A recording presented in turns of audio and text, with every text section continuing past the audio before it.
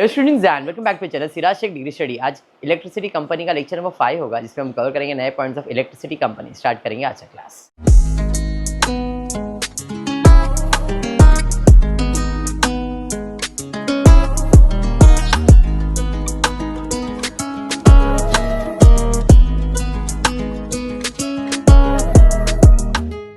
This will be the last lecture for electricity company. Lecture number 4 जो लिया था मैंने, कंप्लीट फाइनल अकाउंट करवाया था, ये भी कंप्लीट फाइनल अकाउंट ही है। आपके टेक्स्ट बुक में इतने ही सम्स है, जितने थे हमने पूरा कवर कर दिया है। ठीक है क्या? पिछले क्लास में ये वाला सम हमने कंप्लीट किया। ठीक है,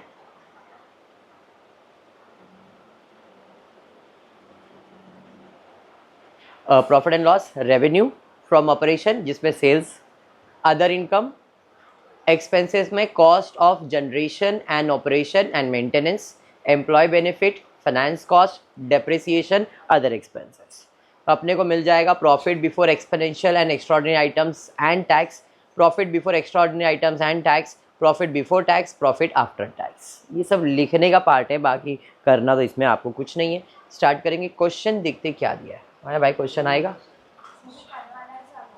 अच्छा ये कल वाला ही है। ठीक है, तो ये आज वाला ले लेते हैं, आज वाला ले लेते हैं। यस, आज वाला ले लेते हैं। ठीक है, आ गया ना आज वाला। From the following balance as on 31 March 2014 prepare financial statement of GIP power and light company. Information दिया है, स्टार्ट करेंगे। सबसे पहला नया अपने को दिया है बैलेंस ऑन 1 अप्रैल। लैंड का, मशीन का, मेंस का, तब ये तीनों चीज़ मेरा फिक्स असेट है। तीनों कहाँ जाएगा? फिक्स असेट में।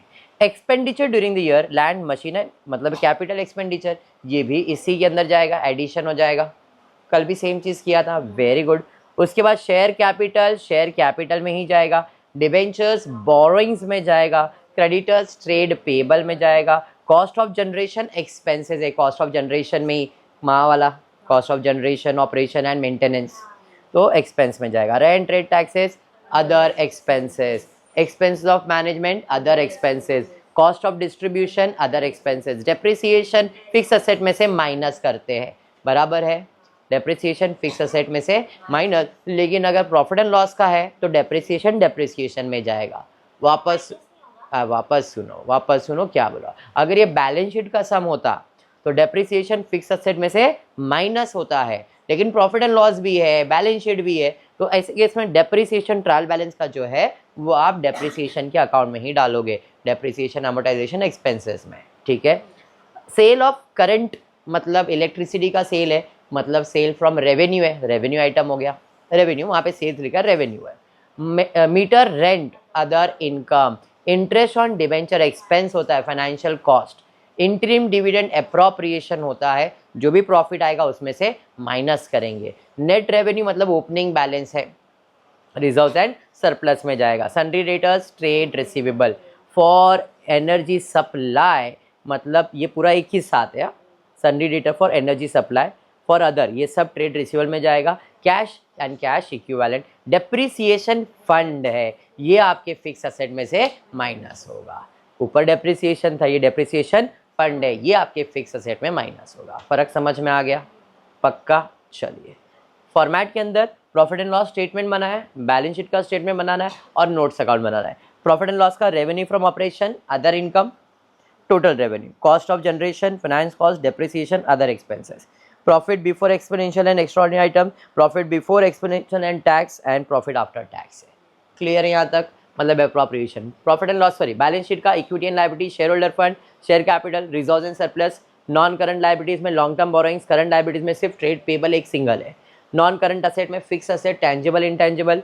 नॉन करंट इन्वेस्टमेंट है ही नहीं। करंट इन्वेस्टमेंट में trade receivable, cash and other current assets, इतना ही है। इन्वेंटरी कुछ भी नहीं है।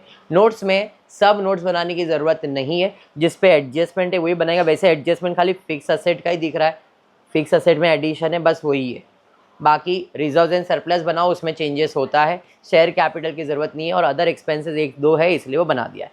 तो एक फिक्स असेट का शेड्यूल बनाए, बाकी नोट्स जैसा बनाना है वैसे बना देंगे। Land and building, opening, land का ओपनिंग, मशीन का ओपनिंग, मेंस का ओपनिंग, तो ओपनिंग वैल्यू डाल दिया। अरे हाँ, नेक्स्ट एक्सपेंडिचर मतलब खर्चा किया, तो ऐड होएगा एडिशन, लैंड में 6000, मशीन में 6000, मेंस में 61,200। एडिशन समझ में आ गया? कल भी सेम चीज़ किया था।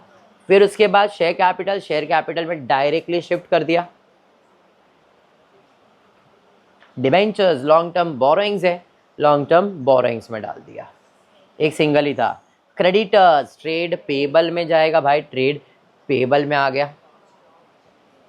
फिर कॉस्ट ऑफ जनरेशन एक्सपेंसेस है, एक्सपेंसेस कॉस्ट ऑफ जनरेशन में डाल दो 42,000।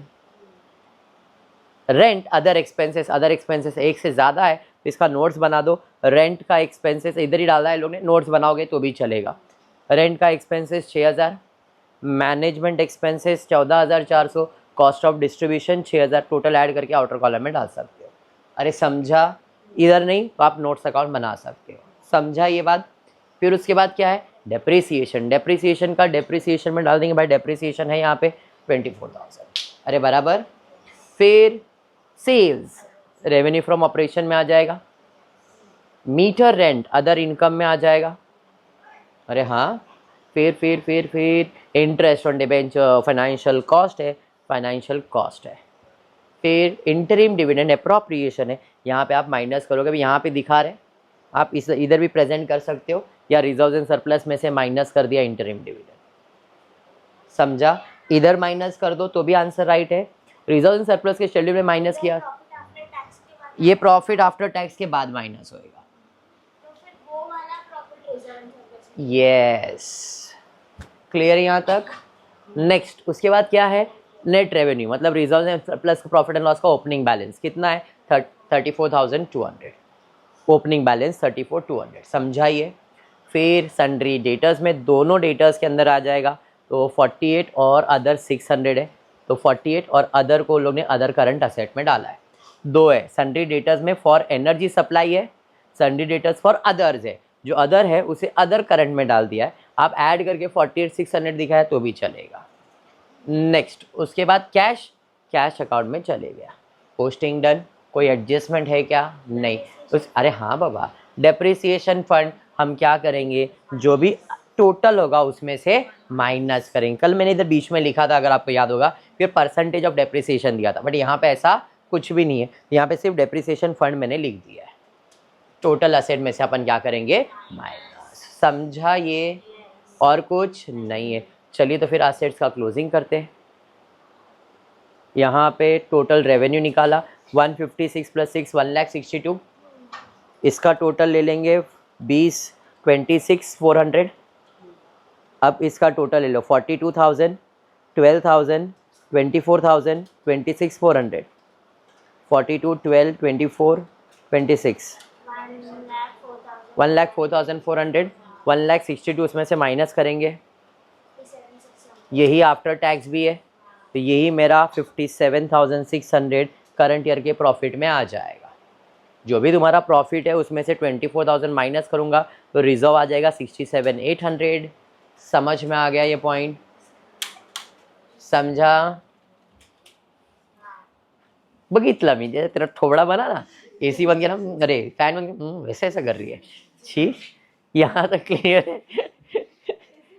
ओ यहाँ तक क्लियर, ऐसा मुंह बनाइए उससे मेरा, अच्छा रुक तो खाली 67,800 तक क्लियर हो गया।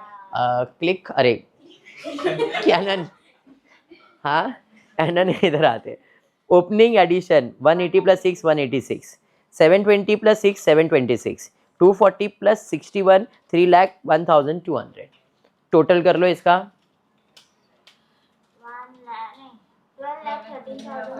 12,13,000। Opening addition closing. अब इस क्लोजिंग में डेप्रिसिएशन कितना माइनस करने का है, डायरेक्टली 3 लाख। यहाँ पे कोई परसेंटेज दिया नहीं है, अगर परसेंटेज दिया रहता तो opening plus closing divide by 2 उसका एवरेज का परसेंटेज लेते और फिर टोटल डेप्रिसिएशन माइनस करते, और उस डेप्रिसिएशन का दूसरा इफेक्ट भी आता। इधर इसका दूसरा इफेक्ट आएगा क्या, समझाइए? 12 लाख में से 3 लाख तो 9,13,200 आएगा। ठीक है, अब इधर आते, रिजर्व्स में कितना जाएगा 67,800। हाँ इधर इधर इधर, फिर नॉन करंट लायबिलिटीज का खत्म भाई, इधर का टोटल तो खत्म हो गया। फिर फिक्स असेट का जाएगा 9,13,200, और कुछ नहीं है। तो ज़रा आप लोग बैलेंस शीट का टोटल मारेंगे तो कितना आ रहा है? 9,67,800। वो तो नसीब की बात है। नहीं 800 आपको दिखा नहीं ना,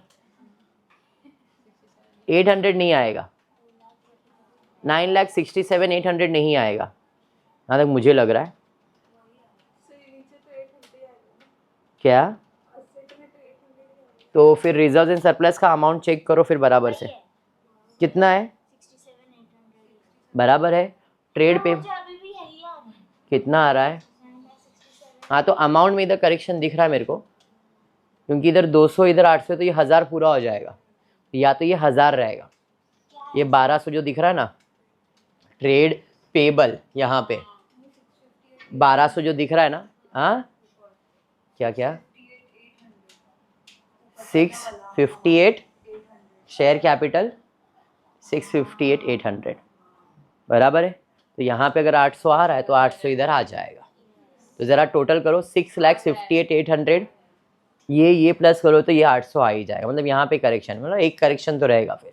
तो ये 800 है यहाँ पे, सेम नीचे तो बराबर ही है, नीचे का तो प्रॉब्लम ही नहीं है। 9,13,248 6,600 टोटल कर लो 9,67,800। Concept of electricity company is clear, पक्का क्लियर, 100% क्लियर है। तो यहाँ पे ये टॉपिक को हम लोग ख़त्म करते हैं। इसके बाद एफए के कुछ नए टॉपिक्स अपन स्टार्ट करेंगे। आज का क्लास इतना ही करेंगे। होपफुली वीडियो पसंद आए तो प्लीज़ वीडियो को लाइक कर देना, फ्रेंड्स ग्रुप में शेयर करना, चैनल को सब्सक्राइब करना। Thank you for watching the video.